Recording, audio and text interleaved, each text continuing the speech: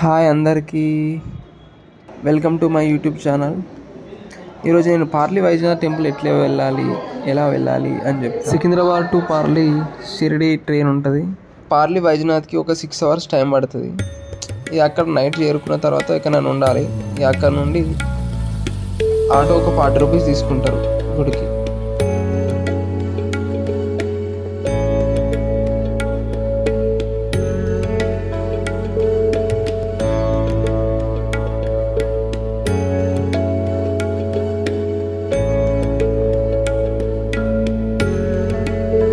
మన దేశంలో మొత్తం జ్యోతిర్లింగాలు 12 ఉంటాయి. ఆ 12లో ఇది కూడా ఒకటి అంటారు, కానీ ఇది నార్మల్గా ఉప జ్యోతిర్లింగాలు అంటారు కదా.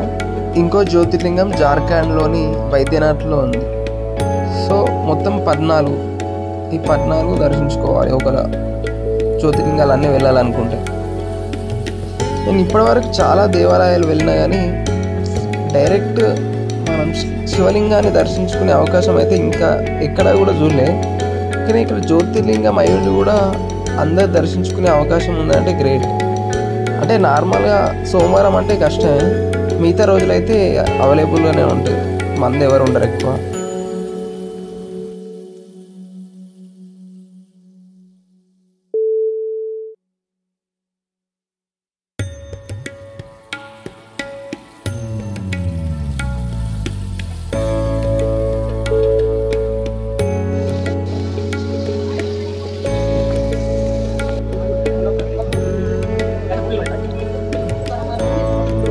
వెళ్ళిందే ఎండాకాలం అంటే అది మిట్ట మధ్యాహ్నం 2కి పోయినాం. కాళ్ళు అయితే ఘోరంగా కాలినాయి. సో వెళ్ళాలనుకుంటే మార్నింగ్ పూట వెళ్ళడమే మంచిది. దర్శనం అయిపోయిన తర్వాత ఒక 10 నిమిషాలు కూర్చోవడానికి పక్కనే ఉంటుంది రెస్ట్ రూమ్. అక్కడ ఒక 10 నిమిషాలు కూర్చున్నాం. ఇక్కడ పక్కనే మన కిరాణా జనరల్ స్టోర్స్ ఉంటాయి. మన శివలింగాలు, ఆ దేవ సామాగ్రి ఏమైనా ఇక్కడ కొనుక్కోవచ్చు. ఇంత దూరం వచ్చినందుకు మనం ఏదో ఒక సామాన్ అయితే తీసుకోవాలి ఇంటికి, అది మన జీవితాంతం గుర్తుంటుంది. ఆ గుడి బయటకు లెఫ్ట్ సైడ్ వెళ్తే అన్నదానం చేస్తారు.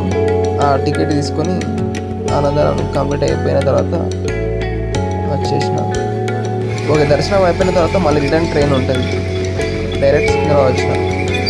మరీ అందరిలో వ్లాగ్ 10 minutes 20 minutes కాకుండా ఒక 2-3 minutesలో ఎట్లుంటుందో చూపిద్దాం అనుకున్నా. సో మీకు నచ్చితే లైక్ చేసి సబ్స్క్రైబ్ చేయండి.